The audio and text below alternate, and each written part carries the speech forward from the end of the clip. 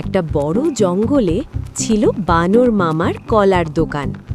মামার দোকানে সব সময় থাকে হলুদ, লাল, এমনকি নীল রঙের বিশেষ কলা।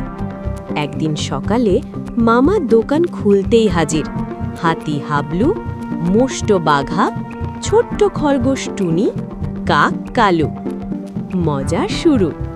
হাতি হাবলু বলল, মামা, আজ আমার মুড ভালো, আমাকে সবচেয়ে বড় কলাটা দাও। বানর মামা হাসল, হাবলু ভাই, বড় কলাটা তো তোমার দাঁতের নিচে ভেঙে যাবে। এই কথা শুনে কাক কালু জোরে জোরে বলতে লাগলো, ভেঙে যাবে, ভেঙে যাবে। সবাই হেসে গড়াগড়ি। ছোট্ট টুনি বলল, মামা, আমাকে জাদুর কলা দাও, খেলে আমি সুপার স্পিডে দৌড়াতে পারবো।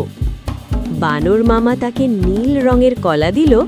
টুনি খেয়ে চটাস করে দৌড় দিল, এত দ্রুত যে নিজের কানও ধরতে পারল না। সবাই চিৎকার, টুনি, ব্রেক মারো, ব্রেক। বাঘা একটা লাল কলা খেয়ে বলল, মামা, আমার গলা গরম লাগছে। মামা বলল, ওটাতেই তো লাল মরিচ ছিল। বাঘা চিৎকার করতে করতে দৌড়, পানি, পানি। আর দৌড়ে গিয়ে ভুলে নিজের কালো দাগ দেখে বলল, হায়, এ আবার কোন সুন্দরী বাঘিনী।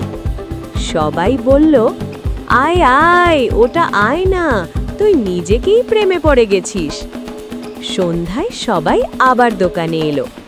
বানর মামা বলল, আজকের মজা শেষ, কাল আবার আসো, আজ সব কলা ফ্রি। সব পশু একসাথে বলল, বানর মামা জিন্দাবাদ।